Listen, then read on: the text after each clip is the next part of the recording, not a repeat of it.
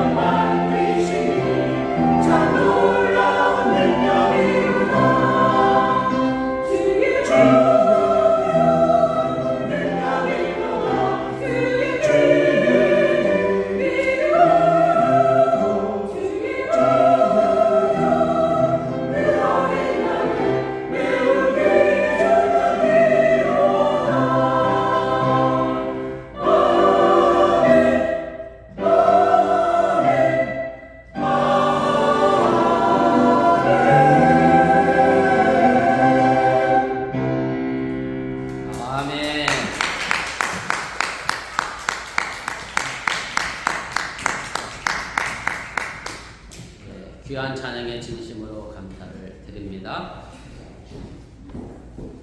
지난주에 우리 딸이 커네티컷에서 독립기념일 연휴 때문에 내려왔었습니다. 그러면서 하는 얘기가 남부에서는 살 곳이 못 된다. 그리고 갔는데 그 이유는 너무 덥다였습니다.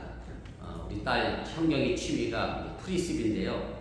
원반 던지기 있잖아요. 그거 들고 뛰는데 일주일에 한 30번은 가는 것 같고, 멀 때는 타주에서 5시간, 6시간 운전해 가서 클럽 경기도 하고 오고, 뭐가 그렇게 좋은지. 오늘도 일부 예배 마치고 아마 프리스비로 간다고 아침도 안 먹고 제가 간 걸로 알고 있는데, 아무튼 그렇게 열심히입니다. 그러면 이제 저희는 집에서 걱정스럽죠. 이 뜨거운 한낮에 그 원반 던지면서 그 잔디를 가서 뛰어다니니 얼마나 덥겠어요. 그래서 야, 큰일 나겠다. 하지 마라. 그러면 똑같은 말로 반복합니다. 안 더워? 안 더워? 이렇게 그래요. 이렇게 뜨거운데 어떻게 안 더워? 그러면 진짜 안 덥다고 그래요. 그랬더니 이번에 와서 하는 얘기가 엄마 아빠가 왜 낮에 더운데 뛰어다니지 말라고 한 이유를 알겠대. 너무 덥대. 근데 자기네 동네는 그렇게 덥지가 않다고 이야기하면서 이제 돌아갔습니다. 아무튼 남부 여름은 참 덥습니다. 그런데 미국 경제력이기도 하겠습니다만은 밖은 더워도 안에는 시원한 것이 미국 생활이고요. 제가 여름만 되면 늘 감사하잖아요. 제가 한국에 있었으면 여름 내 언제 한번 에어컨 틀어보고 살아보겠어요. 선풍기 돌리면서 이 무더위를 견뎌냈을 텐데, 그래도 미국 사니까 하루 종일 에어컨 돌려도 살만한 정도가 되는 나라에 살다 보니, 여러분들도 직장에 가시면 알겠습니다만 어떤 분은 직장이 너무 추워서 잠바를 입고 근무하신다고 할 정도로, 아무튼 미국은 에어컨을 그렇게 하루 종일 돌리는 그런 나라인 것에 대해서 우리가 또 감사해야 하는데 그렇지 못하고 살아갈 때가 있습니다. 사람마다 다 다르겠습니다만 많은 사람들이 이제 선풍기나 에어컨을 좀 오래 쓰면 감기에 걸리거나 머리가 아프기도 합니다. 우리는 더울 때는 시원하게 하려고 에어컨을 돌리고, 추울 때는 또 덥게 하려고 히터라는 것을 이제 돌려서 그것이 몸의 조화를 어떻게 보면 깨뜨려서 건강을 잃게 되는 것을 우리가 이제 종종 보게 되고, 이걸 가지고 우리가 여름에 걸리는 이런 질환의 문제를 가지고 우리가 온열 질환이다라는 말로도 설명을 합니다. 사람은 원래 자연에 순응하도록 그렇게 하나님께서 창조하셨습니다. 더울 때는 당연히 땀을 흘려야 하고요. 추울 때는 덜덜 떨면서 살아야 건강을 유지할 수 있다는 그런 얘기입니다. 그래서 그런 뜻에서 나온 말이 우리 식으로 얘기하면 이열, 치열이라고 하는 말이 있죠. 열은 열로 이기고 더위는 더위를 이겨내야 한다라고 하는 말을 하면서, 더운 여름 속에도 열심히 활동하고 땀을 흘림으로 해서 건강을 유지할 수 있고 또 몸과 마음이 성장할 수 있다라는 말로 설명을 합니다.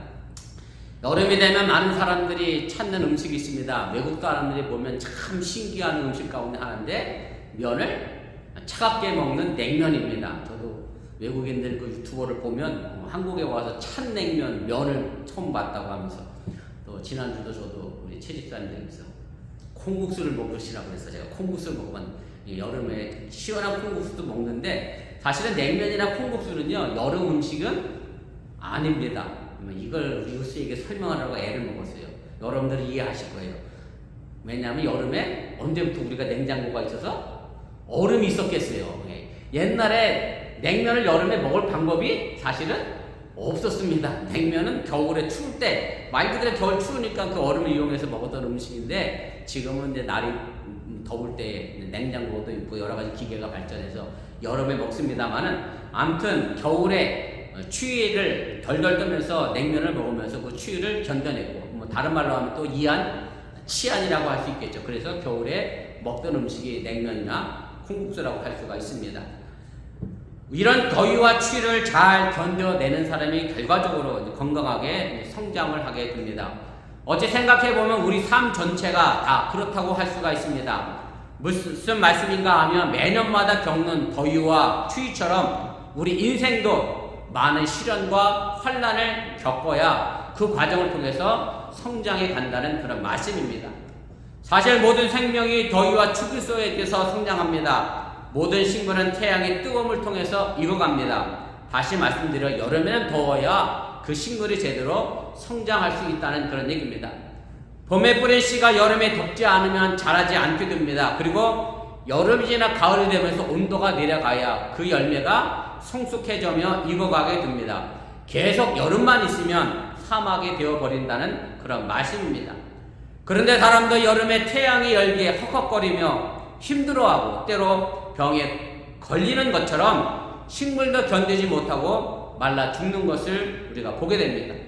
저도 뒷마당에 몇 가지 채소를 심었는데 올해는 가지가 그렇게 안 자라나요. 가지가 너무 뜨거워서 그런지 점점 말라 죽어가는 채소가 생겨나게 되는데, 말라 죽는 이유는 아주 간단합니다. 뜨거운 태양을 견뎌내지 못하게 그 뿌리가 땅속 깊이 내리지 못했기 때문에 그 가지가 말라 죽어간다라고 하는 얘기입니다.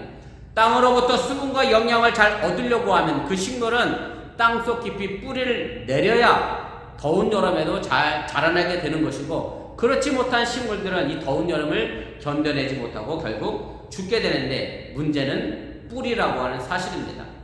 우리 사람도 마찬가지입니다. 삶의 뿌리가 어디에 내려져 있는가에 따라서 시련과 환란이 그 사람을 쓰러뜨리기도 하고 오히려 그 사람을 성숙한 사람으로 만들기도 한다는 그런 말씀입니다. 우리 신앙인의 삶의 뿌리를 믿음이라고 하는 텃밭에 내리고 살아가는 사람들입니다. 믿음이라고 하는 것을 여러 말로 정의할 수 있겠지만, 오늘 저는 이 믿음은 시련과 환란이 크면 클수록 자신을 더욱 성숙하게 하고 견고한 사람으로 만들어가는 것이다 라고 그렇게 정의하고 싶습니다. 그래서 반대로 말씀을 드리면, 믿음이 없는 사람은 시련과 환란에서 무너지게 되고 낙심하고 절망할 수 없게 된다는 사실입니다. 제가 오늘 뉴스 예배를 드리면서 제가 그런 얘기했어요. 어제 청년들 예배 드리는데 민정이가 그러더라고요. 솔직히 얘기해야지. 11시면 홈어건에서 이른 시간이에요.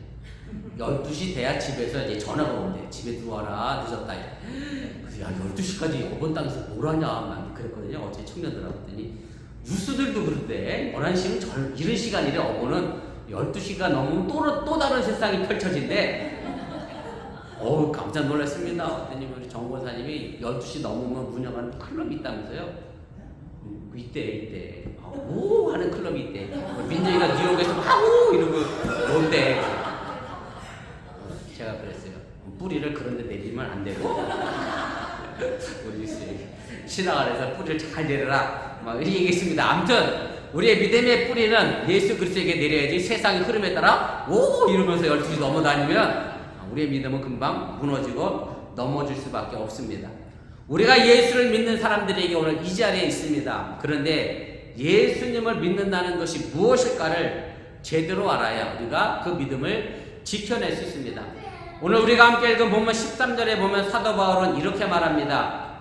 우리가 다 하나님의 아들을 믿는 것과 아는 일에 하나가 되어 온전한 사람을 이루어 그리스도의 장성한 분량이 충만한 데까지 이르리니, 사도 바울은 본문을 통해서 믿음은 그리스도의 장성한 분량이 충만한 데까지 이르는 것이다 라고 말하고 있습니다. 믿음이란 단지 예수 그리스도께 빌면 그분이 우리의 소원을 들어줄 것이라고 하는 차원이 아니라는 말씀입니다. 예수님의 인격, 예수님의 마음을 닮아가는 것, 더 나아가 성장하여 예수님이 되는 것이 우리가 가진 믿음이라는 얘기입니다. 그리스도의 장성한 분량이란 바로 우리 자신이 예수님의 모습이 되는 것임을 여러분들이 믿으시기를 바랍니다. 제가 이틀 전에 한국에서 한 통의 이메일을 받았습니다. 어번대 석사과정인 산업 디자인에 입학한 청년이라고 그러면서 미국에 돌아가면 제가 어번교회 주일 예배에 참석하고 싶다 그렇게 말씀한 걸로 봐서 아마 다른 주에서 대학을 다니다가 어번대 대학원에 입학해서 아마 오는 것 같아요. 그 주일 예배에 참석하려고 하는데 뭘 제가 준비해서 가면 좋겠는지 알려주시면 고맙겠습니다. 이런 메일이 제게 왔어요. 그래서 제가 그 청년에게 이렇게 대답을 했습니다. 준비할 것은 따로 없습니다. 다만 하나님을 사랑하는 마음과 예수님을 닮으려고 하는 마음만 있으면 주일 예배에 참석하면 됩니다. 라고 제가 이메일로 답을 드렸습니다.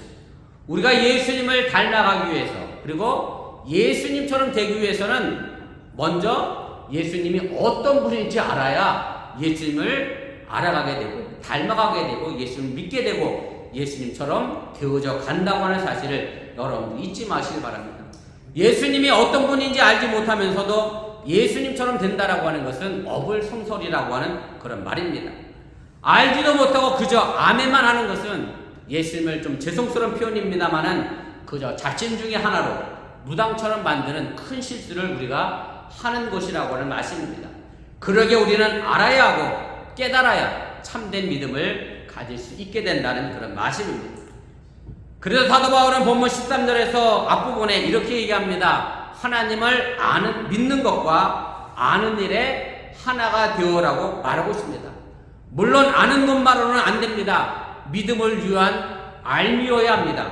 예수님과 하나 되기 위한 알미 우리에게 필요하다는 말씀입니다. 우리 모두는 그리스도가 고난받고 십자가에 죽었다는 것을 압니다. 그리고 부활하셨다는 것도 압니다. 그런데 이 알미로 멈춰서는 안 되고 이 알미 우리에게 믿음이 되어져야 한다는 말씀입니다. 다시 말씀드려 예수님의 고난과 죽음이 내 고난과 죽음이 되고 예수님의 부활이 내 부활이 되어져야 합니다. 바로 이것이 믿음이고 이것이 바로 우리가 예수님이 되는 길임을 또한 믿으시기를 바랍니다. 그리고 예수님만 부활한 것을 믿는 것이 아니라 믿음은 나도 주고 다시 사는 진리를 깨달아 사는 것임을 잊지 마시길 바랍니다.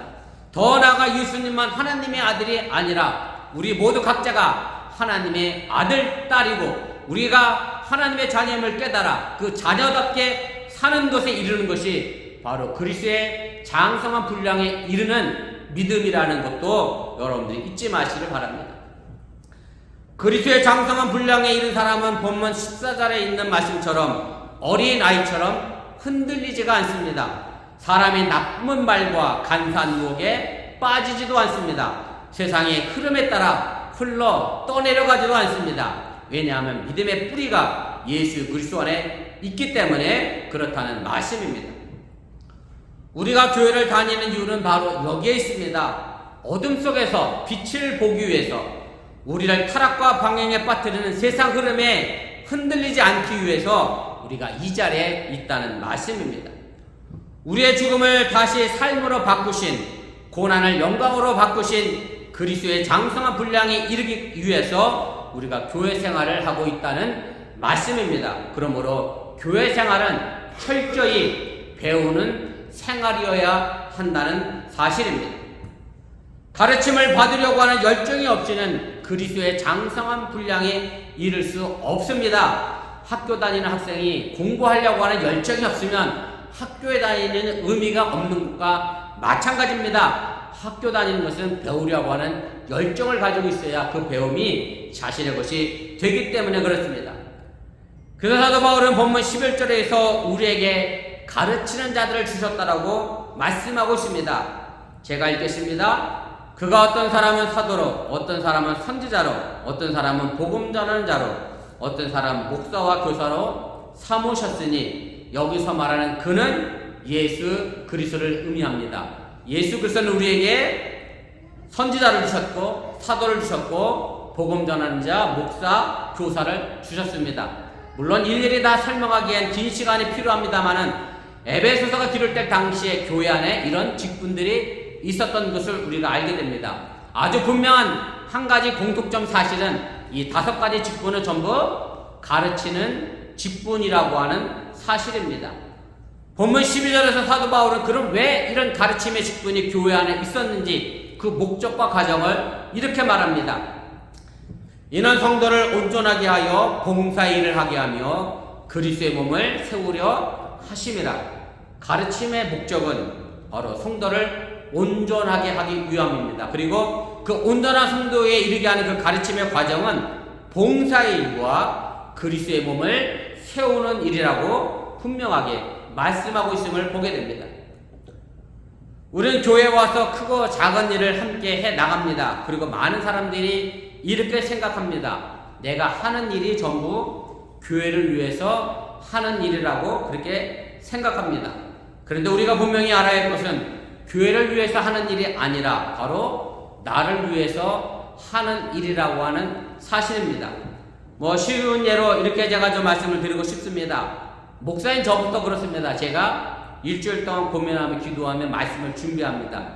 제가 이수에게 물었어요. 목사님이 왜 설교를 준비하지? 누구를 위해 설교를 준비하지? 그랬더니 자기들을 위해서 준비한다. 여러분은 목사인 제가 왜 설교를 준비할까요?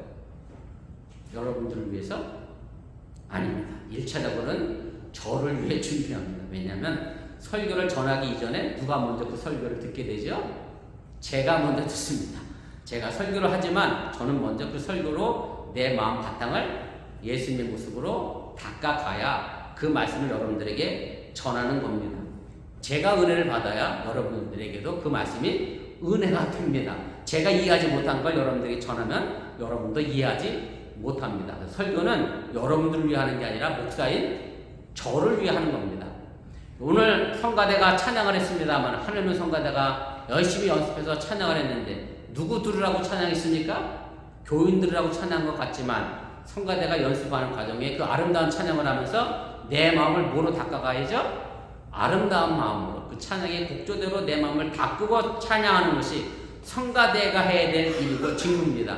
그냥 입술로만 목소리로만 좋은 찬양이 중요한 게 아니라 내 마음을 담아 드리는 것이다 라고 하는 얘기입니다.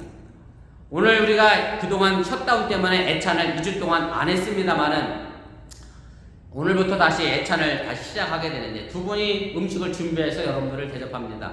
여러분들을 대접하는 것 같지만 사실은 애찬을 준비하면서 내가 그 봉사의 일을 통해서 예수 그리스도의 삶의 모습을 닮아가는 마음으로 내가 그 애찬을 준비해야지. 애찬 준비하면서 날도 더운데 아우 힘들어 죽겠네 이런 마음으로 애찬 준비하면 그게 무슨 또 애찬의 덕이 되겠습니까? 여러분 봉사일도 마찬가지입니다. 내 마음의 인격을 먼저 닦아가는 것이 있다라고 하는 얘기입니다. 그래서 교회에서 하는 모든 일들은 교회를 위한 일도 아니라 바로 나 자신을 위한 일들이라고 하는 것을 여러분들이 기억하시고 그렇게 봉사의 힘을 키우면서 우리가 이것을 통해 그리스도의 몸을 바르게 세워간다고 하는 사실을 여러분들이 잊지 마시길 바랍니다. 신앙은 내가 가지고 있는 소원을 이루기 위해 있는 것이 아닙니다. 신앙은 그리스도의 장성한 분량에 이르는 마음과 인격을 갈고 닦는 겁니다. 그렇게 되면 하나님이 우리의 소원은 알아서 이루어 가신다고 하는 사실을 여러분들이 믿으시기를 바랍니다. 사실 우리는 교회에 오면 잔소리 같은 말을 많이 듣게 됩니다. 제가 지금 설교하고 있습니다만은 이 설교도 어찌 보면 여러분들에게 하는 뭐예요? 잔소리입니다. 신앙으로 인격을 키워라 잔소리하는 거예요. 주의를 지키라고 잔소리하고 기도하시라고 예수 믿으면서 기도도 안 하면서 무슨 하나님과의 호흡을 하겠느냐고 예수 믿으면서 성경도 안 읽으면서 무슨 크리스찬이라고 얘기합니다. 제가 수도 없이 잔소리를 하는데 여러분들 자녀들에게도 잔소리를 하잖아요. 제가 오늘 뉴스에 때 물었어. 엄마가 잔소리를 하면 속에서 누가 안 올라오냐? 뭐가 올라옵니다. 이렇게 올라옵니다.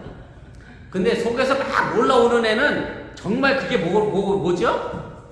그건 진짜 잔소리야. 그건 암만 해도 안 들어 애가. 그런데 그 잔소리가 그런 자녀가 있으면 저도 감사하겠지만 그 잔소리가 정말로 나를 살아가는 마음으로 엄마가 오늘도 하는구나 그러면 그 자녀는 성숙하고 성장해 가게 됩니다. 제가 오늘 전하는 이 설교가 여러분들이 들으면서 목사님이나 잘하시 이러면 제 의미가 없어지게 되죠. 그러나 이 설교의 잔소리가 내가 신앙의 성장을 위한 잔소리라고 생각한다면 우리들의 믿음은 성장해 가게 된다라고 하는 얘기입니다. 여러분들이 이 잔소리를 듣고 한번 속는 셈 치고 한번 해보시기를 주님의 이름으로 부탁을 드립니다. 무슨 얘기냐면 주의 성수에서 내가 어느 날 내가 성별되었다는 것을 깨닫게 됩니다. 기도하면서 내 자신의 마음의 넓이와 깊이와 높이가 더 넓어졌다는 것을 깨닫게 됩니다. 봉사를 해보게 되면 내 마음이 닦여지고 있다는 것을 알게 됩니다. 정도를 해보게 되면 사람을 사랑하고 끼얹는 마음을 우리가 배우게 된다는 말씀입니다. 그 잔소리를 속는 셈 치고 여러분들이 한번 신앙의 삶에 해보시기를 바랍니다. 지금 우리는 예배를 드리고 있습니다. 그런데 이 예배의 의미는 원래의 뜻은 한문으로 보면 예의 예자와 절 배자를 사용합니다. 예의 바르게 절하는 게 예배입니다. 예배의 원래 뜻은 절한다 라는 뜻을 가지고 있습니다. 우리가 예배를 드리는 목적은 하나님을 높여 드리는 데 있습니다. 우리가 하나님을 높여 드리기 위해서는 우리 자신을 먼저 낮게 엎드려 절해야 합니다. 제가 교회에서 불교 얘기해서 죄송합니다만은 절에 가면 몇 번 절하라고 그러죠? 보통? 네? 3배밖에, 성철스님은 3,000배 하라고. 3,000배. 제가 3,000배를 생각해봤어. 3,000번을 엎드려 일어났다. 야, 이게 사람이 할 일이 아닌 것 같아. 그럼 왜 절에 다니는 사람이 3,000배를 하겠어요? 왜 그러겠어요? 부처님한테 이쁘게 보이려고? 정확히 사실은 불교는 종교라고 보기가 좀 어려운 게, 본인들은 뭐가 되죠? 서로 이렇게 인사하잖아. 뭐 하세요? 성불하세요. 그러거든, 성불. 본인들 다 부처라고 생각하거든. 3,000배 하는 동안 뭐를 보라는 거냐면 자기 자신을 보라고 3,000배 하는 거예요. 그래서 내가 부처가 되고자 하는 마음으로 이제 3,000배 하는 거예요. 우리가 좀 예배를 드려요. 우리도 엎드려 절하는 예배를 드리는데, 그럼 누굴 보자고 하는 예배냐면 사실 이거 나 자신을 들여다보는 예배입니다. 하나님 앞에서 내가 고개 뻣뻣이 들고 눈 뻣뻣하게 뜨고 하나님과 말 그대로 맞짱 뜨겠다라는 마음으로 있으면 그건 예배가 결코 아니라고 하는 얘기죠. 내가 엎드려 절할 때 하나님은 영화롭게 되고 높여지는 거고, 우리 자신은 낮아지면서 죄인된 우리의 모습을 보게 될 때 그것이 진정한 의미의 예배라고 하는 사실을 여러분들이 믿으시길 바랍니다. 그러기 위해서는 우리 자신의 분량의 역할을 해야 합니다. 사도 바울은 본문 16절에 그래서 이렇게 말합니다. 그에게 온몸이 각마디를 통하여 도움을 받음으로 연결되고 결합되어 각 지체의 분량대로 역사하여 그 몸을 자라게 하며 사랑 안에서 스스로 세우느니라. 여러분들이 직장에서 몸소 느끼고 경험하는 것들입니다. 자동차 라인에서 한 파트라도 그 분량을 제대로 안 하면 라인 전체가 서게 됩니다. 기아 공장을 세우는 건 아주 간단합니다.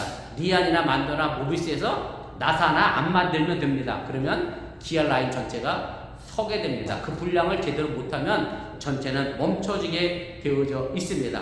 우리 교회 안에서 그렇게 내게 주어진 분량을 서로 잘 감당해서 서로 연합해서 교회가 자라가도록 해야 합니다.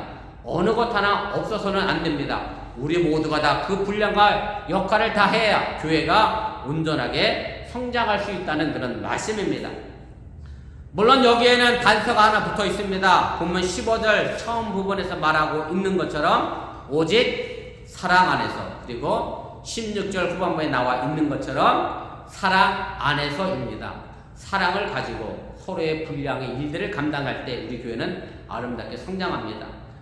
유태인이면서 독일계 미국인 에릭 프롬이라고 하는 사회 심리학자하면서 정신 분석학자이기도 한데, 이 사람이 쓴 책이 사랑의 기술이라고 하는 책이 있습니다. 거기에 보면 성숙하지 못한 사람과 성숙한 사랑을 이렇게 구별합니다. 제가 읽어드릴게요. 성숙하지 못한 사랑은 당신이 필요하기 때문에 나는 그들을 사랑한다는 것이지만, 성숙한 사랑은 당신을 사랑하기 때문에 필요하다는 것이다 라는 그런 말을 했는데, 내가 유수에게 이걸 설명시키려고 오늘 나린이와 한진이를 결혼을 시켰어요. 한진이가 나린이를 사랑하는데 한진이가 혼자 살려니까 힘들어. 밥 해줄 여자도 필요하고 빨래 해줄 여자도 필요하고, 그래서 내가 나린이랑 결혼해야지. 그러면 그 사랑은 사랑이 아니야. 그건 사랑이 아니야. 그건 사랑이 아니죠. 나린이를 내가 너무 사랑해서 나린이가 내게 필요하다, 이게 사랑인 거지. 밥 해주는 여자 구하고, 여자는 나 혼자 살기 힘든데 돈 버는 남자 구해서 내가 편히 좀 살고 싶다. 그러면 그것도 저는 성숙한 사랑은 아닙니다. 예, 내가 필요해서 누군가를 사랑하면 성숙하지 못한 겁니다. 우리가 성숙한 사랑을 가져야 하는데, 사실 성숙하지 못한 사람은 두 가지 이유 때문에 그렇습니다. 하나는 제대로 배우지 못한 겁니다. 가르침을 제대로 배우지 못한 사람이 성숙하지 못합니다. 배우지 못했으니 잘하지 못하게 되어 있는 거지요. 또 가르침을 잔소리로 귀찮아 여기는 사람은 성장에 갈 수가 없습니다. 또 사랑의 부재입니다. 사랑을 자꾸 비교하는 거죠. 나는 저 사람과 열등하다, 저 사람에 비해 내가 또 혹은 월등하다 라는 생각을 가지고 있으면 그 마음에 사랑의 마음은 사라질 수밖에 없다라고 하는 얘기입니다. 교회 가르침의 출발은 15절 후반에서 말하고 있는 것처럼 교회의 머리 대신 주님께서 하신 말씀에 근거를 두고 있습니다. 그래서 성경에 나와 있는 사도, 선지자, 복음 전하는 자, 목사와 교사는 다른 거 할 거 없습니다. 사실 예수님께 받은 가르침대로 그대로 가르치면 되는데, 목사인 저도 그렇습니다만 자꾸 목사가 거기다가 요즘 말로 하는 MSG를 쳐서, 양념을 쳐서 자꾸 사람들을 유혹하게 하는 그런 말씀을 선포하게 되는데, 그걸 우리가 좀 삼가 조심해야 하고, 말 그대로 예수님의 말씀 그대로 전해야 할 책임이 제게는 있고, 여러분들은 그것을 제대로 배워서 깊이 예수님께 뿌리를 내려야 바른 신앙의 모습을 성장해 가게 된다라고 하는 얘기입니다. 그렇게 되면 어떤 고난과 시련과 환난에서도 넘어지지 않고 더 큰 신앙의 열매를 우리가 맺어갈 수 있음을 여러분들이 잊지 마시기 바랍니다. 지금 우리 교회는 많은 것을 할 수 있는 능력은 없습니다. 신앙의 길은 과정입니다. 그리스도의 온전한 몸, 장성의 분량에 이르는 과정이 바로 신앙의 길입니다. 우리 어번교회가 그 신앙의 과정의 길을 잘 거쳐서 평생 후회 없는 지체로서 서로를 사랑하며 그렇게 온전한 교회를 이루어갈 수 있기를 바랍니다. 그래서 사랑 안에서 온전한 그리스도의 몸을 이루는 교회의 소중한 지체가 되시기를 바랍니다. 성령 강림 후 8번째 주일 아침에 그리스도의 장성한 분량에 이르기 위하여 다시 마음을 다잡는 저와 여러분들에게 한없는 축복이 임할 수 있기를 주님의 이름으로 축원을 드립니다.